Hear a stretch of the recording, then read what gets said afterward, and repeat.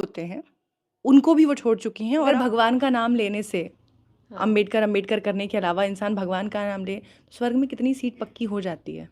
और शादी से पहले आपने कुछ किया है इसके लिए ट्राई कि कितना हो जाएगा, कितने जब किए हैं आपने? अच्छा, एक बात बताइए, स्वर्ग से आके किसी ने बताया है कि स्वर्ग बहुत अच्छा है? नहीं बताया ना। फिर आप कैसे कह सकते हो कि स्वर्ग में सब कुछ बहुत अच्छा है? हो सकता है यहाँ से भी ज़्यादा चीज़ें खराब हो। अगर आपके फादर इन लॉ आ जाए, लड़की तुरंत दुपट्टा लेके भागती है। कोई चोर डकैत देख लिया है कि मुंह ढकना है? और मतलब होता है ना कि मतलब कोई बड़ा आ जाए तो एकदम से मुंह ढको, पैर छूने भागो। यहाँ ये चीज़ फालतू का कोई आडंबर है ही नहीं। ये बौद्धिज्म में कहीं नहीं बोला गया है। बोला गया फ्री रहो। आपने कहा कि आज अगर कोई बोले कि पानी का गिलास नहीं छू सकते हो तो झगड़ा हो जाएगा, लेकिन आज भी ऐसा होता है।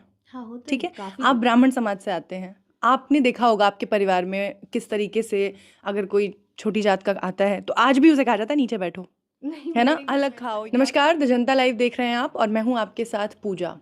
अक्सर आप मेरी वीडियोस में बाबा साहेब का जिक्र देखते हैं, सुनते हैं। उनकी जीवनी के बारे में हम अक्सर बातें करते हैं, उनके संघर्ष की बातें करते हैं। उनका जीवन ही संघर्ष था।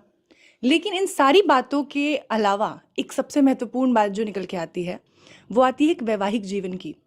आपके जीवन में अगर आपका साथी, आपका पार्टनर सही है, आपके लिए सहयोगी है, तो वो कितना महत्वपूर्ण हो सकता है, ये हमें रमाई ने बताया। जब बाबा साहेब अपने जीवन में संघर्ष कर रहे थे तो वो रमाई ही थी जिन्होंने पीछे से उन्हें थाम कर रखा था।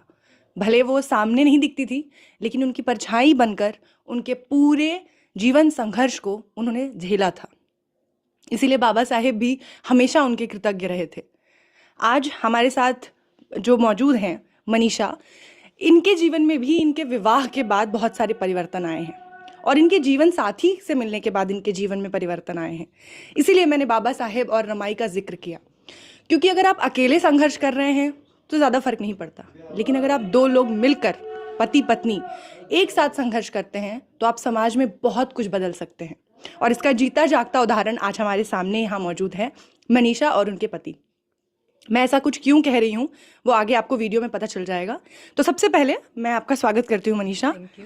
और यहाँ हम सबसे पहले ये जानना चाहते हैं कि आप जिस तरीके का अपना विचारधारा रखती हैं, जैसे पहले भी हमने आपसे बातचीत की है, आपकी ये विचारधारा पहले से थी या शादी के बाद, या मैं ये पूछना चाहूँगी कि आपके हस्बैंड जो अभी हैं उनसे मिलने के बाद ये चीज़ें बदली?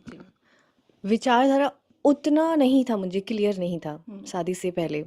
लेकिन मेरे हस्बैंड से मिलने के बाद चीज़ें काफ़ी हद तक क्लियर हुई थी। लेकिन मैं पहले से ही ये कहती थी कि इक्वलिटी चाहिए।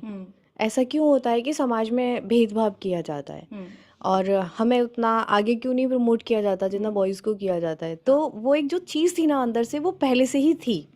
लेकिन उसमें जो बोलते हैं ना, चिंगारी डालने का काम मेरे हस्बैंड ने किया। तो अच्छा, जिनको नहीं पता हो मैं उनको एक बार ये बात साफ कर देना चाहती हूँ कि मनीषा शादी से पहले ब्राह्मण थी।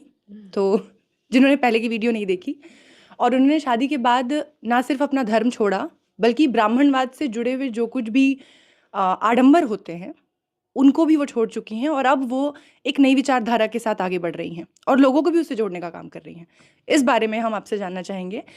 सबसे इम्पॉर्टेंट चीज़ ये है कि हिंदू धर्म में बहुत सारे ऐसे रीति रिवाज होते हैं, बहुत सारी ऐसी चीज़ें होती हैं जिनको हमें अपने नॉर्मल लाइफ में, डे टू डे में करना होता है।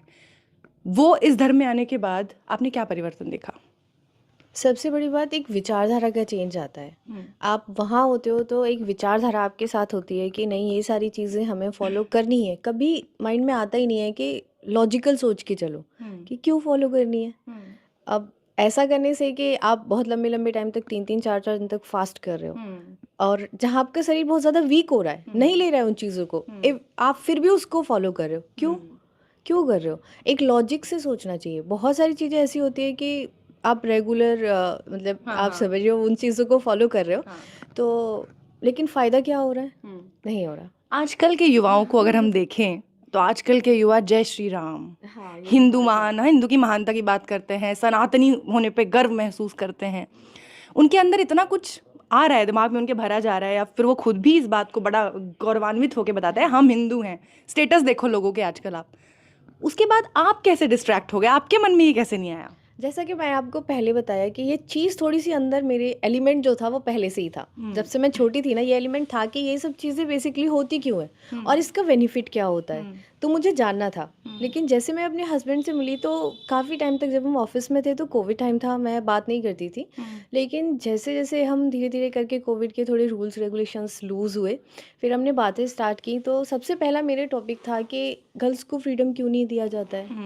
और वुमेन्स को जो वुमेन्स के राइट हैं वो आज भी उतने कम क्यों हैं जबकि हमें दिए गए हैं।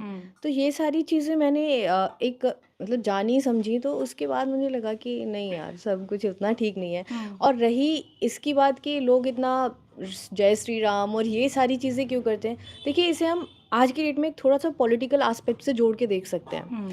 आपने एक चीज़ देखी होगी पहले उतना ज़्यादा नहीं थी कट्टरपंथी थी जो थी, लेकिन जब से ये राम मंदिर का इनॉग्रेशन हुआ है और कभी कोई पॉलिटिशियन निकल के बोलता है कि हिंदू धर्म को बचाएंगे, मुझे समझ नहीं आता कि आप हिंदू धर्म को कैसे बचा सकते हो।